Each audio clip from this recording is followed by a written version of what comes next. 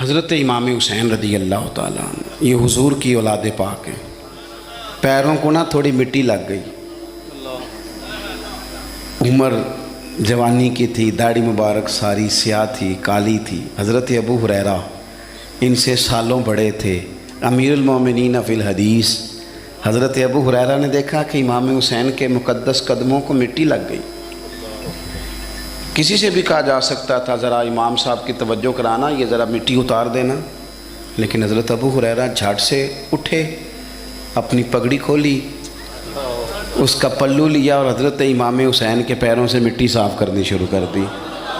کیوں کہ اہل فضل ہی کسی کی فضیلت کو جان سکتا، عزت والا ہی کسی کو عزت دیتا ہے، جس کے پاس وقار ہو۔ او میرے سنگیوں، لوگوں کی باتوں میں نہ آنا، یہ تمہیں الجھا دیں گے، یہ تمہیں تفریق میں ڈال دیں گے، یہ انتشار برپا کریں گے۔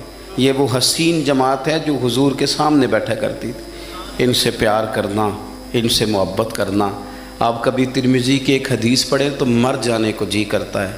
حضور نے فرمایا تھا میرے صحابہ کے بارے میں اللہ سے ڈرنا، میرے بعد انہیں اپنی زبانوں کا نشانہ نہ بنانا۔ کاش کوئی ان جملوں کا درد سمجھ سکے۔ فرمایا رب سے ڈرنا، اور کریم فرمانے لگے جس نے ان سے محبت کی میری محبت کی وجہ سے محبت کی، اور جس نے ان سے عداوت رکھی میری وجہ سے رکھی۔ کبھی بھی کسی میں، اور جو حضور کی اولاد ہے، صحابہ کرام نے ایک جگہ کچھ نذرانہ جمع کیا اور جمع کر کے کہا کہ حضور کی بارگاہ میں پیش کرنا ہے۔ اخراجات بہت زیادہ ہیں اور ظاہری وسائل اس ترتیب سے نہیں ہیں، یہ نذرانہ ہر مہینے پیش کرنا ہے۔ جب وہ لے کے حضور کی بارگاہ میں گئے نا تو اللہ نے قرآن نازل کر دیا۔ فرمایا محبوب ان سے کہہ دو لا اسألکم علیہ اجرا، میں تبلیغ دین پر تم سے کوئی اجر نہیں مانگتا، الا المودۃ فی القربى، بس میرے قریبیوں سے پیار کرتے رہنا، میرے قریبیوں سے محبت کرنا، پیار کرنا قریبیوں سے۔ یہ علی المرتضیٰ ہیں، یہ فاطمہ ہیں، یہ ان کا خاندان ہے، یہ ختیجہ ہیں، یہ عائشہ ہیں، یہ میمونہ ہیں، یہ حفصہ ہیں، ان سے پیار کرنا، میرے قریبیوں سے محبت کرنا۔ ہمارے دلوں میں حضور کی اولاد کا پیار ہونا چاہیے، طبیعتوں میں احترام ہونا چاہیے، ہمارا مزاج، ہمارا دل ان کے لیے دھڑکنا چاہیے، ہمارے لہجے، ہمارے انداز ہمیشہ ان کے حق میں نرم ہونے چاہیے۔ میں کہہ چکا ہوں سید کا صرف عقیدہ ٹھیک ہونا شرط ہے، باقی آپ تحقیق اور تفتیش میں نہ پڑیں، وہ جانے رب جانے۔ آپ کوشش فرمائیں ہماری اولادیں، ہم خود اور اہل فضل کا ادب کبھی نہ چھوڑیں۔ دوسری بات آپ سے یہ عرض کرنی ہے، اس کو اچھی طرح سمجھ لیں کہ قومیں اپنے اسلاف سے بڑی ہوتی ہیں ہمیشہ۔ بڑا ہم ہوتا ہی وہ ہے جس کا کوئی بڑا ہوتا ہے، جس کا کوئی بڑا نہیں ہوتا وہ کبھی بھی بڑا۔ یہ کچھ عرصے سے ٹرینڈ چلا ہے، اگرچہ یہ درست نہیں ہے۔ آپ کسی سنار کی دکان پہ جائیں تو اس نے اپنے پیچھے نا اپنے والد صاحب کی اور دادا کی فوٹو لگائی ہوتی ہے۔ حکیم کی دکان پہ چلے جائیں، کپڑے والی دکان پہ چلے جائیں تو اس نے پیچھے اپنے دادا کی، والد کی فوٹو لگائی ہوتی ہے۔ اگرچہ یہ درست نہیں، تصویریں نہیں لگانی چاہیے، تصویریں ان کے کیا پیروں کی بھی نہیں لگانی چاہیے۔ جہاں تصویر ہوتی ہے وہاں نماز کیسے پڑھی جائے گی؟ فرشتہ رحمت کا نہیں آئے گا۔ یہ تو اب ایک ضرورت بن گئی، تو اب ضرورت کیا، اب تو خیر نفسیاتی مسئلہ بن گیا ہمارا، یہ نفسیاتی مسئلہ ہے۔ یعنی سلام بعد میں فوٹو پہلے، یعنی سیانے سیانے لوگ، اور یہ ہمیں ایسے کھیل تماشے میں لگایا گیا ہے کہ میں ڈھیر سارے لوگوں پر غور کرتا ہوں، پھر ان کے لیے دعا کرتا ہوں کہ یا اللہ ان کی مدد فرما۔ یعنی اس طرح کی حالت ہے کہ وہ زندہ ہی موبائل کے اندر ہیں، ہر چیز ہی۔ مجھ سے ایک دفعہ ایک صاحب نے پوچھا مولوی آج کل بڑے لڑ رہے ہیں، میں نے کہا وہ 4-5 ہے جن کو آپ موبائل پہ دیکھتے ہیں، آپ میرے ساتھ آئیں، میں آپ کو 20 اور سینکڑوں شیخ الحدیث بتاتا ہوں جو سکون سے بیٹھ کر رسول اللہ کا دین پڑھا رہے ہیں۔ تو آپ مسئلہ صرف یہ ہے کہ ہم نے کل زندگی وہ سمجھ لی ہے جو موبائل کے اندر ہے۔ بہرحال وہ تصویر لگائی ہوتی ہے سنار نے بھی اور حکیم نے بھی اور ڈاکٹر نے بھی اور بہت سارے لوگوں نے کہ جناب اب یہ جو تصویر لگاتے ہیں تو اس کے پیچھے پوری حکمت ہوتی ہے۔ آپ ان سے پوچھتے ہیں یہ فوٹو کیوں لگائی ہے تو وہ کہتے ہیں ہم یہ بتانا چاہتے ہیں کہ یہ کام آج نہیں ہم نے شروع کیا، ہمارا شجرہ پرانا ہے، ہمارے باپ دادا سارے یہی کام کرتے تھے، ہمارا خاندانی ورثہ ہے۔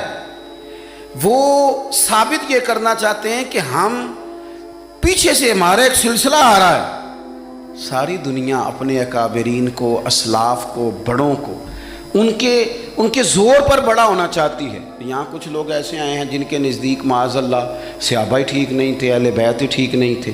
آپ اپنی سند کیسے مضبوط کریں گے؟ اگر وہ اولین جو حضور کے سامنے بیٹھتے تھے وہی ٹھیک نہیں تھے تو پھر ان سے ہو کے جو دین آگے آیا اس کو تم کیسے ٹھیک مانو؟ ساری چیزوں کو مشکوک کرنا چاہتے ہیں.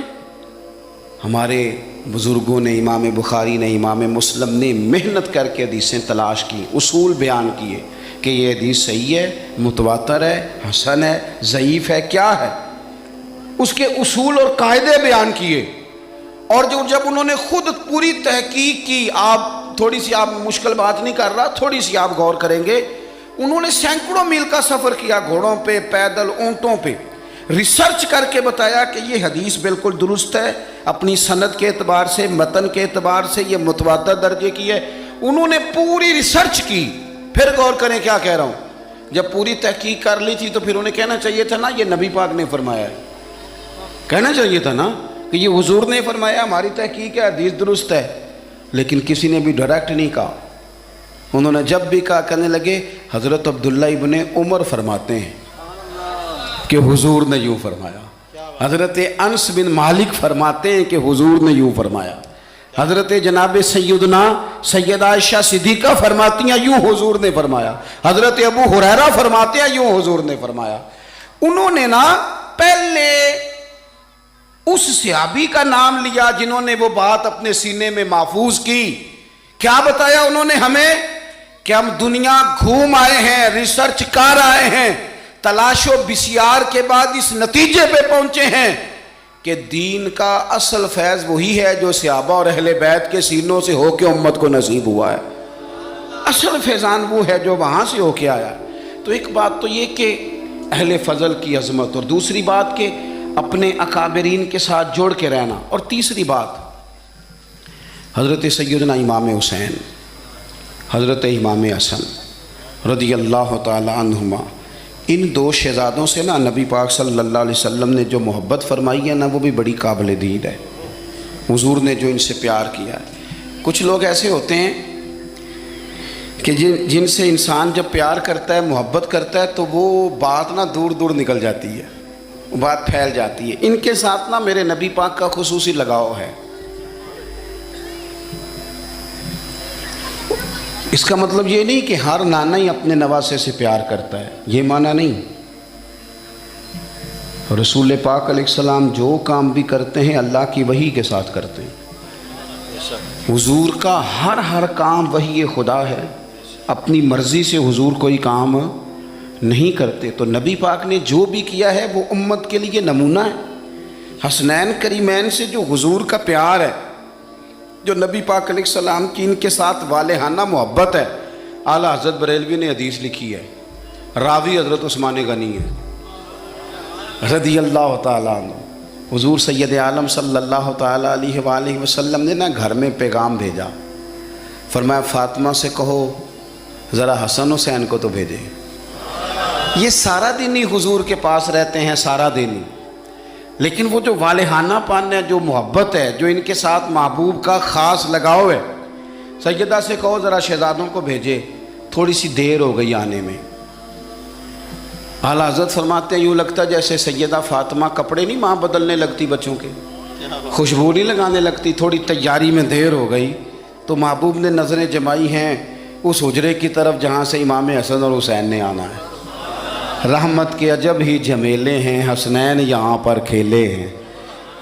تو دونوں شہزادوں جب دروازہ کھلا تو حضرت عثمان غنی کہتے ہیں بچے جب نکلے نا دونوں تو یہ کوئی 10 15 50 100 میل دور سے تھوڑی آ رہے ہیں، تو یہیں رہتے ہیں. محبوب کے قرب خاص میں انہیں سایہ کرم ہر وقت نصیب ہے. لیکن نبی کریم علیہ السلام کا جو والہانہ پن ہے، جو ان کے ساتھ حضور کا رشتہ محبت ہے، جیسے ہی دونوں شہزادے آئے حضرت عثمان غنی فرماتے ہیں محبوب نے مقدس گھٹنے زمین پہ رکھ دیے اور دونوں بازو کھول دیے. ایک شہزادہ اس سینے سے لگ گیا اس کندھے سے، ایک اس کندھے سے لگ گیا، اور پہلے بھی حضور پیار کرتے تھے، پر آج تو رخ ہی بدل گیا بات کا۔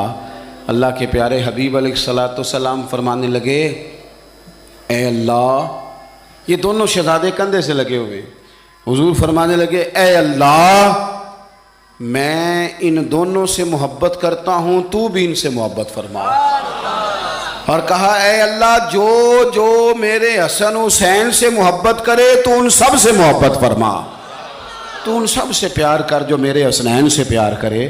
اللہ کے پیارے محبوب علیہ السلام کی محبت جب حضور کو، بھئی جس چیز کی طرف محبوب نے ایک دفعہ دیکھا ہے نا، وہ غار ثور میں حضور ایک دفعہ گئے ہیں، 3 دن قیام کیا، ایک دفعہ گئے، تو ہمارا تو کئی بار جانے کو دل کرتا ہے۔ جہاں حضور تھوڑی دیر قیام فرمائیں اس جگہ سے پیار ہو جاتا ہے، اور جن شہزادوں سے حضور اس والہانہ انداز میں پیار کریں، ان کی محبت، ان کا پیار ہمارے دلوں میں ہونا چاہیے، اور کچھ نہ ہمارے جذبات ہونے چاہیے، کچھ ہمارے جذبات میں والہانہ پن ہونا چاہیے ان شہزادوں کے لیے۔ آج کل نا ہمارے ہاں دور ہے تقریروں کا، پوسٹیں لگانے کا، اپنی اپنی رائے، اور ویسے بھی جو ہم لکھ رہے ہوتے ہیں، جو بول رہے ہوتے ہیں، وہ اپنے لیے نہیں ہوتا، الا ماشاءاللہ، وہ تو سامنے والے کے لیے ہوتا ہے۔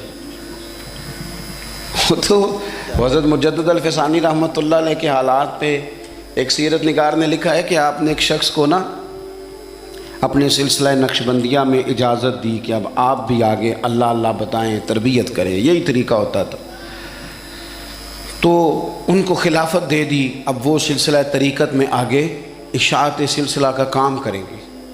کچھ عرصے کے بعد وہ خلیفہ صاحب نے حضرت شیخ کو خط لکھا تو کہنے لگے، حضور آپ نے فقیر کو اجازت دی تھی، اب میں تقریر بھی کرتا ہوں، تدریس بھی کرتا ہوں، تصنیف بھی کرتا ہوں۔